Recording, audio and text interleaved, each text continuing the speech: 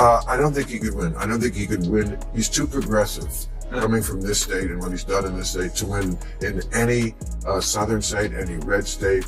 I disagreed, but now this is a progressive African-American owned station, and I'm sure they like you, but doesn't think you could win. What do you say? This wasn't the kind of playful joke you throw at a politician just to get a laugh on camera. Bill Maher didn't hesitate for a second. For years, he teased Gavin Newsom, treating him like the Democratic golden boy of the moment. But that era is officially over. On a recent episode, Maher went straight for the jugular, tearing into Newsom's record and calling out California's leadership failures in real time. This wasn't friendly banter. This was full-on commentary. If sharp, unfiltered political critique is your thing, you know exactly where this is headed. And yes, Maher even managed to shrink Newsom's entire legacy down to his image.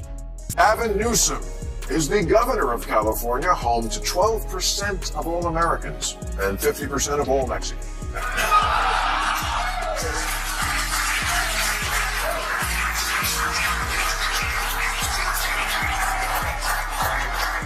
On the upside, Newsom is the only governor, with the possible exception of Kristi Noem, who looks like they could do porn.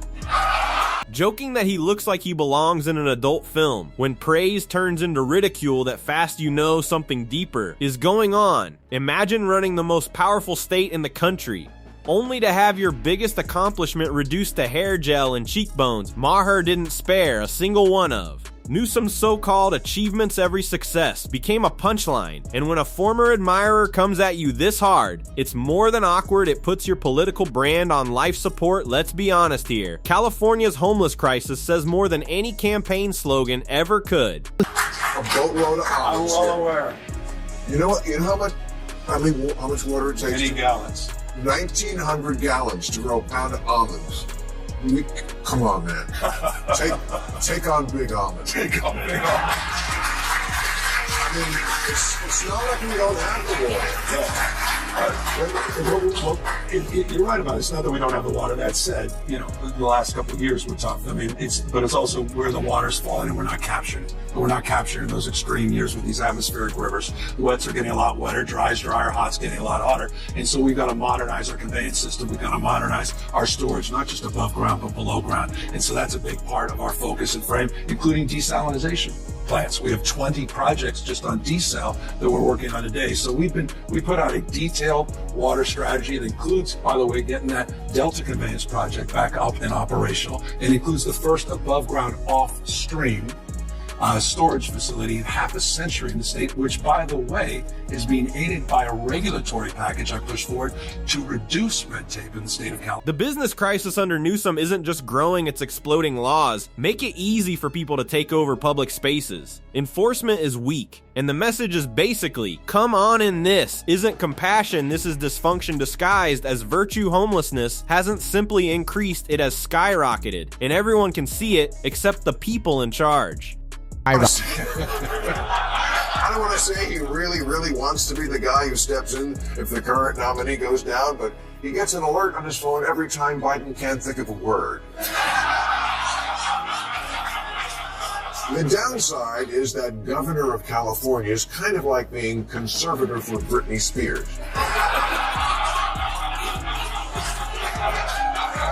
They'll attack him on California's homeless problem, but there's a response to that. The homeless can live anywhere, but they choose California. Soft legislation encourages inaction instead of real solutions, turning sidewalks into permanent camps and whole neighborhoods into makeshift shelters. Add a legal system that shows leniency to offenders and forgets the victims, and the result is predictable, lower living standards, higher crime, and leadership that refuses to take responsibility. That's Newsom's record. In a nutshell, Bill Maher finally says out loud what many Californians have been whispering for years. Gavin Newsom chooses style over substance, smooth delivery, perfect smiles, endless, talking very little, doing. He's mastered the art of sounding impressive without fixing anything, long speeches, fancy wording. Zero results and charisma doesn't clean streets.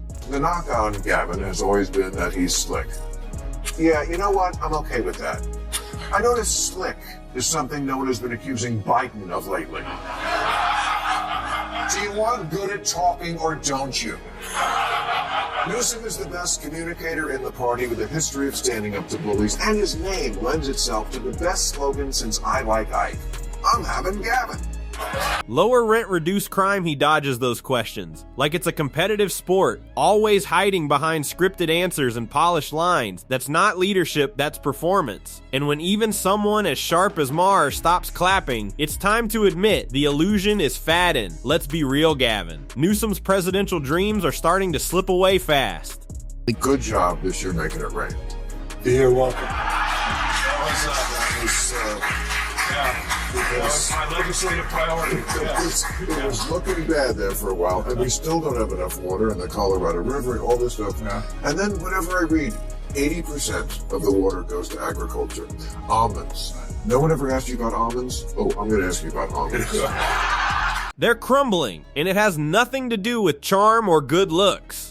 His record in California is toxic businesses are leaving jobs, are vanishing families, are packing up and moving out at record levels. What was once an innovation powerhouse is now a warning sign. High taxes, impossible housing costs, a shrinking middle class pushed to the edge. And here's the real problem: even Democrats are starting to whisper their doubts. When your own base questions, your judgment, national ambitions don't stand a chance. And then there's the legislation California has turned into a testing ground for every identity-driven experiment imaginable. Maher doesn't ignore it. He highlights the most ridiculous examples and leaves voters shaking their heads. On KBLA yesterday, with my friend Tavis Smiley. I'm an investor and a supporter of that station.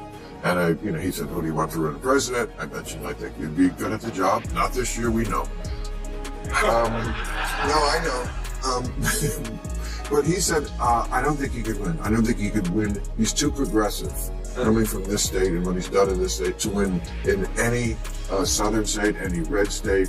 I disagreed, but and this is a progressive African-American owned station, and I'm sure they like you, but doesn't think you. Take this one: big department stores now have to create gender-neutral toy sections, as if kids can't play without ideology-attached policies like this. Don't inspire confidence, they invite mockery, and they make everyday voters wonder if this person is really fit for higher office. Maher's message is simple: when governing turns into performance art, ambition alone won't save a political career. I'm telling you, you're really good at this job.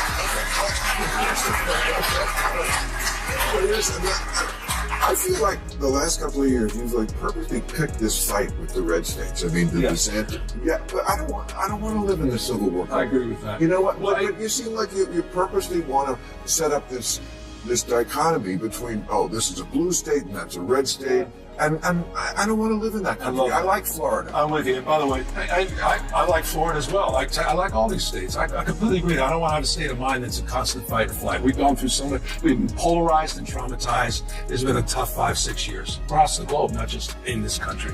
That said, I'm not going to sit back and watch. And you made the point just a moment ago in your monologue. You got folks out there trying to bring us back to a pre-1960s world. America in reverse. Rolling back voting rights, LGBTQ rights, women's rights, not just access to abortion, but... Newsom leans on a familiar trick, looking concerned, is treated as leadership. Sure, he knows California is in crisis. Everyone knows homelessness, businesses, fleeing high taxes, rising crime. These aren't secrets, they're on the front page every day. But noticing a problem doesn't solve it standing next to a burning house, and describing the flames doesn't make you a hero. The swing states, there's only 8 of them. Right. Well, California's an interesting case study, isn't it? It's the size of 21 state populations combined. Yeah. 2/3 of the state is very deeply red. We don't need to be lectured on rural politics or border issues. I mean, in so many ways, these are familiar issues, and the issues in the heartland of the United States are very much a part and parcel of the work we're doing in this state. But look, I understand this notion that you're from the coast, you don't understand those things. You can't talk the language. You're not able to communicate. You're not able to actually encourage and find that common ground. It's stuff like there's a new law in this. I think we have way too many regulations and laws, as we've talked about. And this one, I think, says if you're a department store with over 500 employees, you have to have a gender-neutral toy department. It doesn't put out the fire. Newsom hides behind polished speeches, trendy jargon. and catchy phrases hoping recognition will replace action. It won't California doesn't need more speeches, it needs results. And those results are nowhere to be found. Meanwhile, he celebrates headlines while real life stays the same. One statistic says everything more than 80% of California's agricultural water goes to almond farms, billions of gallons in a drought-stricken state. Residents are told to shorten showers and let their lawns die. Why? Because big agriculture has political power. Families ration water like it's survival mode, while corporate farms drink freely. It's a brutal contradiction in a state always facing fire and drought. Too much government there. That's an interesting one because the department stores came to us supporting that, and they're the ones making a case for that. They're already moving in that direction. What did you make a law about them? Well, they've supported the legislation. It wasn't legislation that was enacted, that was initiated from my office, but it was legislation that came up with interesting support from the industry itself. But I understand how that's exploited. Good people can disagree.